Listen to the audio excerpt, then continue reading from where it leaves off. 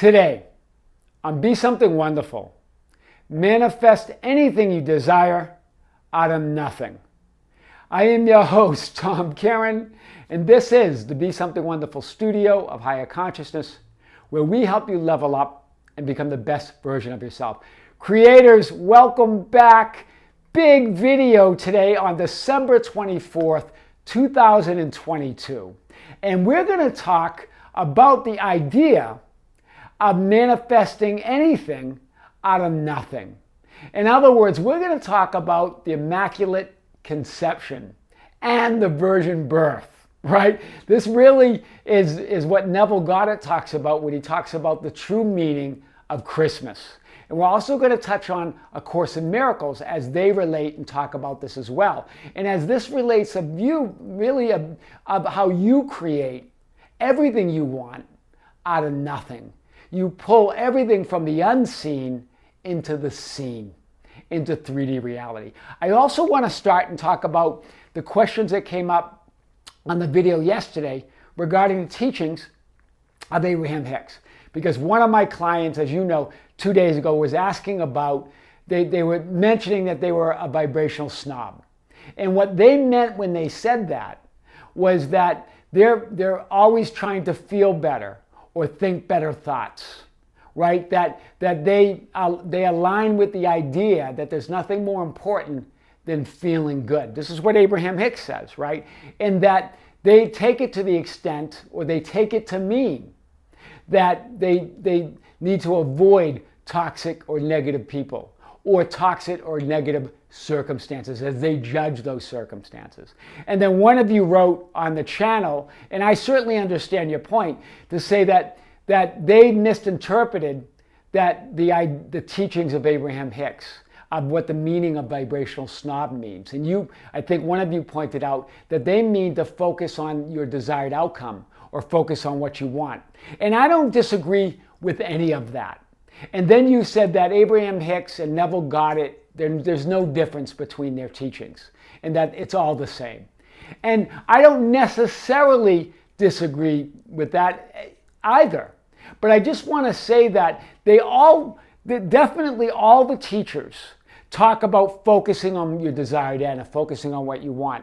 And they all do talk about you can be, do, or have anything you want, like Abraham Hicks. And they talk about your absolute unlimitedness. We can all agree on that. But the way they approach it is different. That's the variety that makes all of these great spiritual greats and all of these wonderful YouTube channels and all of these wonderful creators amazing, because it all comes from a different point of view, all comes from a different vantage point. So I just want to point out, vibrational snob, as my clients were pointing out, they didn't really misinterpret it, but they just interpreted it in the way that it's focused more on thoughts and feelings, making that the primary point.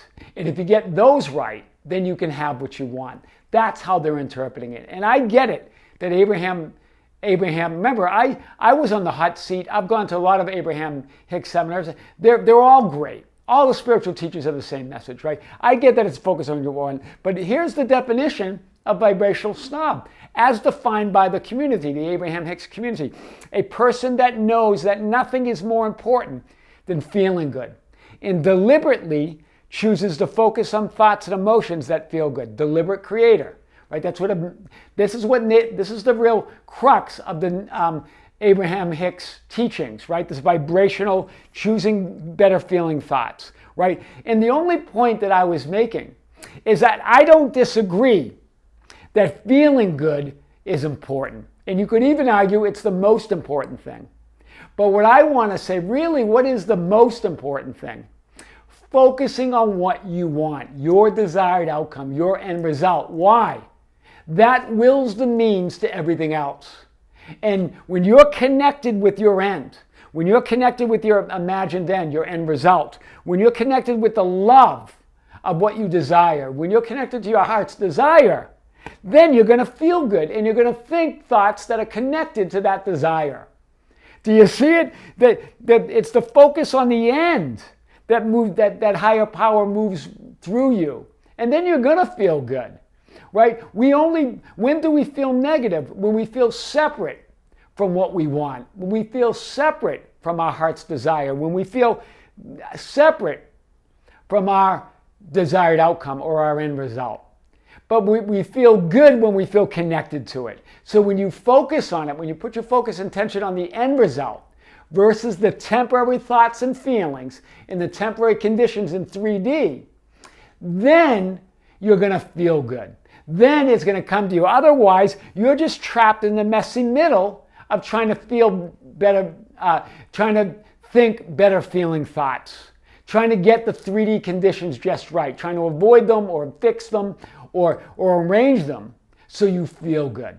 Do you see this? That's all we were getting up. Where this is more, this vibrational snob idea is more of a bottoms-up approach, and the idea of focusing on just your desired end and knowing that the thoughts and feelings will result from that is a top-down approach. Who are you? Right? Like the question that Jesus asked. Am I? Who do people say I am? Decide on that self-concept, that version of yourself. Or in other words, your desired end, your desired reality, and everything else will fall in place under that. Right? It's that where that natural ability and that higher power works through you. Here, you're getting caught in the swing circle. You're getting caught in the processes. You're getting caught in trying to feel good. And now your focus isn't on your desired end. And then that higher power, your natural ability can't work through you. You believe conditions have to be a certain way, or you have to think a certain way, or feel a certain way before you get what you want. So that's all we were saying there. This ties in with today's lesson, because Neville Goddard talks about two births. One when God assumes your human form, and the other when you assume the divine form of God. So Christmas is about man becoming God, right? Being born as God versus God being born as man, right? The first birth is from below, while the second birth, called Christmas, is from above, right? It's you becoming conscious and aware of being God. I am, being one with the Father or your imagination. He who has seen me has seen the Father. This is what Jesus said to his disciples when they were pressing us. Just show us the Father. In other words, show us imagination. I am. They're talking to their I am to say, show me God. Show me my imagination when I am is the door. I am the way. I am the door. I am the light. I am the life. That your I am is all of that. That's why Jesus says, he who has seen me has seen the Father. Right? That's powerful. So Christmas, this is what Neville says, Christmas marks the birth of man as God, not the birth of God as man. It's the second birth. That's what Christmas marks. What a beautiful thing to say. What a beautiful way to look at it. Right? It's the birth of your recognition, your awareness, your realization as I am, as imagination, as the idea that you're unlimited, totally unlimited spiritual being. Right? It's rising in consciousness to the knowing that you can be, do, or have whatever you want when you focus on that desired end, as I am. When you affirm that assumption. You are God's, and all are sons of the Most High. This is what Scripture has said. And then Neville even talks about good versus evil when we were talking about that a few days ago, where some of you were adverse to the idea that there's only all God. And God, and you were saying, well, God, everything's God, but not evil. And what we're saying is that evil can't exist in the light of God, in the light of love. That there's only love and there's only God. And that any evil is an experience, is a choice, not conscious. Most of the time it's not a conscious choice, it's an unconscious choice. But the evil's an experience, right? Remember, this is what he says, God became you, and containing all, God is absolute. First statement Neville says is God is absolute, like we said a few days ago. The world teaches you that God is all good and never evil. This is what we say, this is what you said, right? God is all good, God's not evil. They're not the same thing you were saying. Right? But if we say that God's absolute and all good, then God is all. And then if God is all, and you're saying that evil exists, then God must have, contained within God must be evil. But we're saying that evil is just a thought.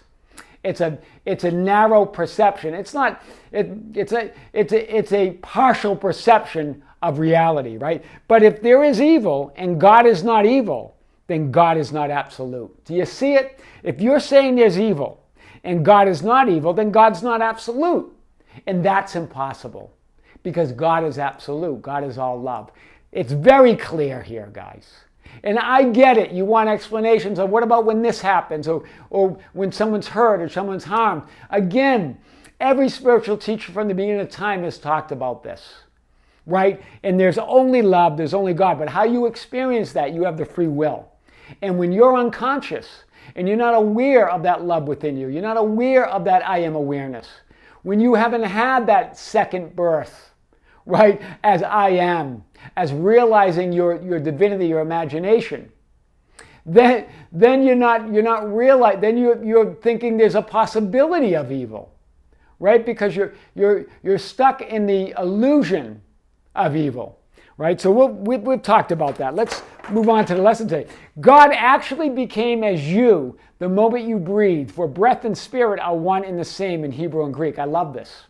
Right? Because really, when anyone talks about meditation, there's a discussion about breathing. Why? Because breath is life. Breath represents spirit. It represents the breath of God. It represents the way, the light, the life of everything. And that's what that means, actually. Breathe, for breath and spirit are one and the same in Hebrew and Greek. I love that. The Immaculate Conception. This is where Neville talks about it. Now, if everything in my world depends upon a state of consciousness, it would be the height of insanity to seek the thing before I actually fix myself the state on which the thing depends. Wow. For that which requires a state of consciousness to produce its effect cannot be effected without such a state of consciousness. Hear this. Do you see this? So it's not trying to feel good or get a thought that feels good or work from the bottom up to try to get to what you want. Instead, you go to the state because it depends on the state of consciousness. So it would be the height of insanity to seek the thing before I actually fix myself in the state. In other words, to get lost in the thoughts and feelings about it, to get lost in the 3D conditions about it. Trying to move to that desired end without focusing on it. You're getting lost in the thoughts and feelings. Assume the state. Assume the desired end. Assume the end result.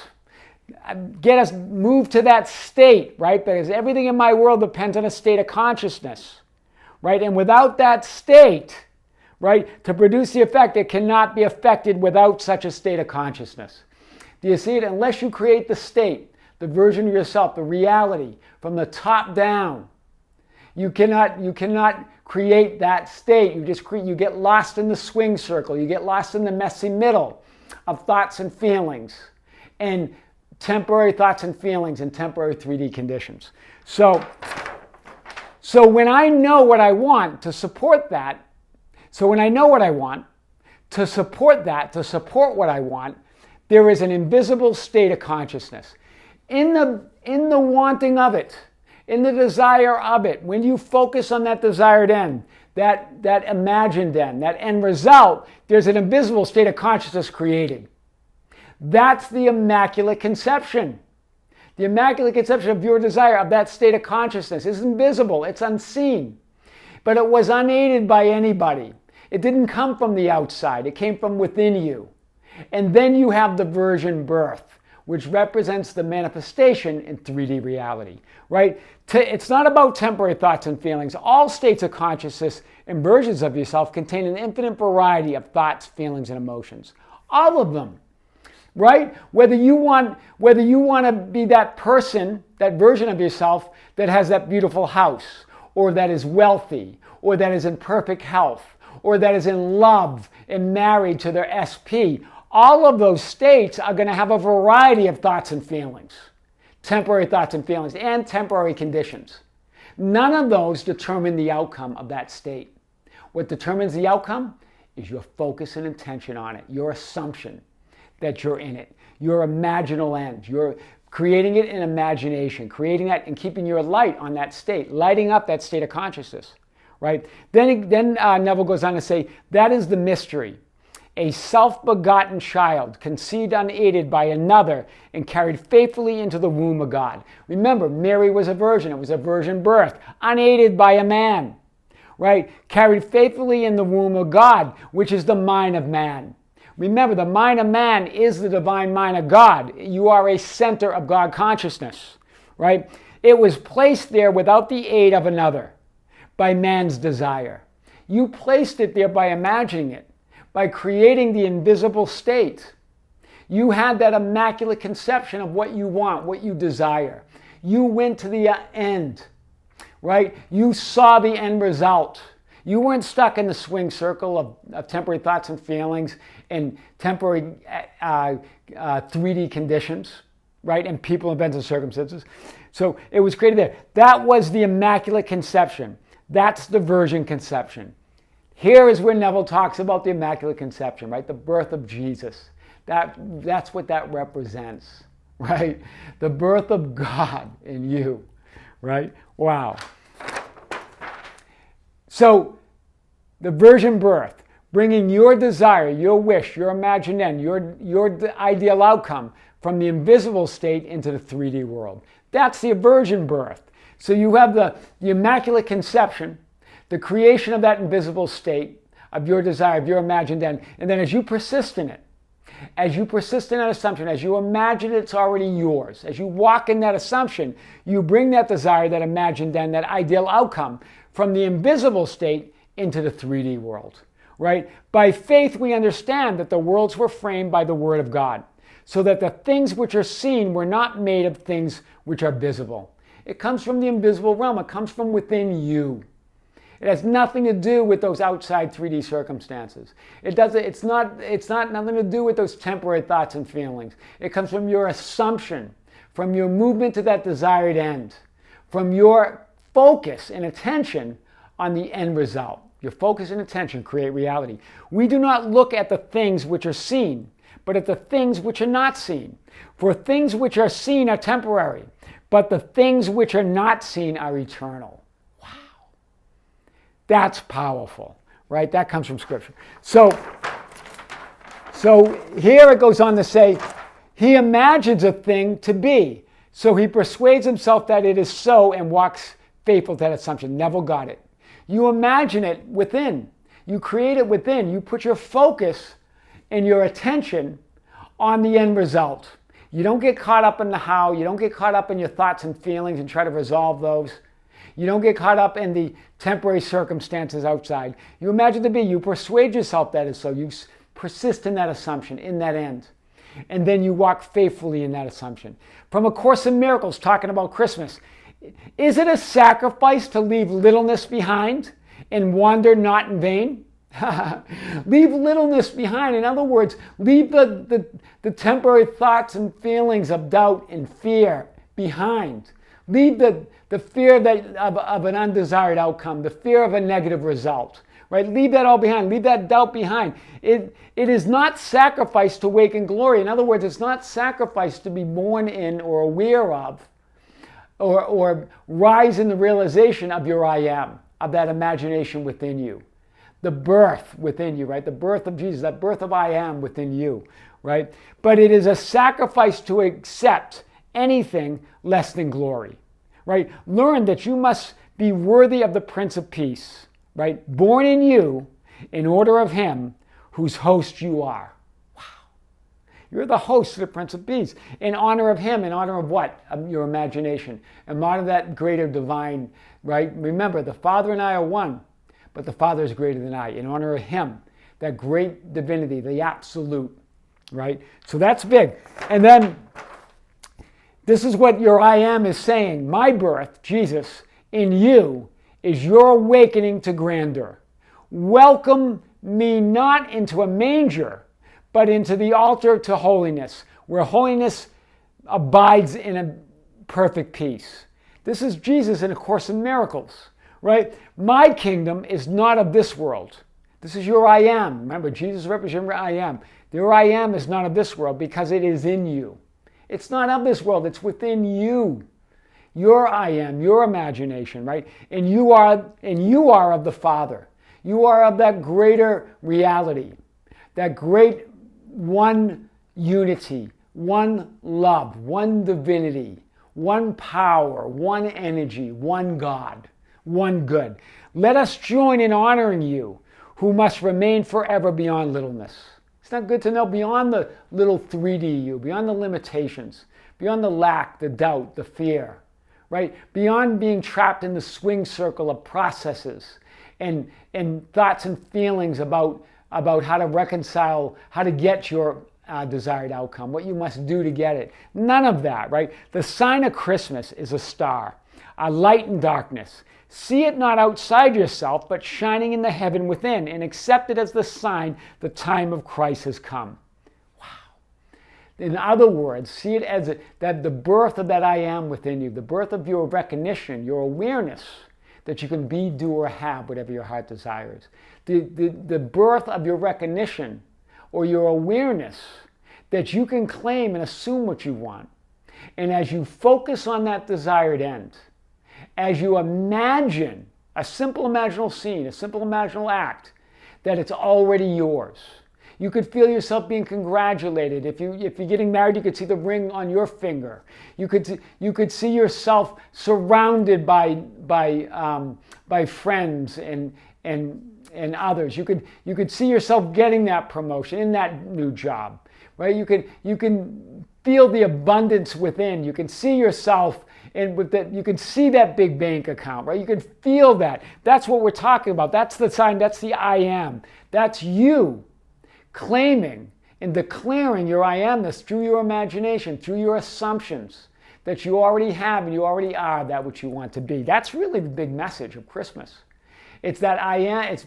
It's recognizing, becoming aware, and rising in consciousness to that divinity within you. That's really how to manifest what you desire out of nothing, because you're always manifesting it out of nothing. It's coming from the unseen into the seen, right? The unseen is the Immaculate Conception. Bringing it into the seen, manifesting in 3D reality, persisting in your wish fulfilled, is bringing it into the seen, is the Aversion Birth of everything you want. I am your host, Tom Karen, and this is the Be Something Wonderful studio of higher consciousness, where we help you level up and become the best version of yourself. Creators, thank you. Thank you for subscribing to the channel. Thank you for commenting on the videos. Thank you for liking the videos. Thank you for considering joining the membership channel. There's a link below if you're interested. Also, we have a Facebook group that you can join and share insight and guidance with others. That's at facebook.com/groups/BeSomethingWonderful. We also have an Instagram and Twitter. You can follow us there at Tom Karen, or just go to our website anytime at tomkaren.com or BeSomethingWonderful.com. Creators, with great love, with great light and infinite gratitude, on December 24th, 2022, see you soon.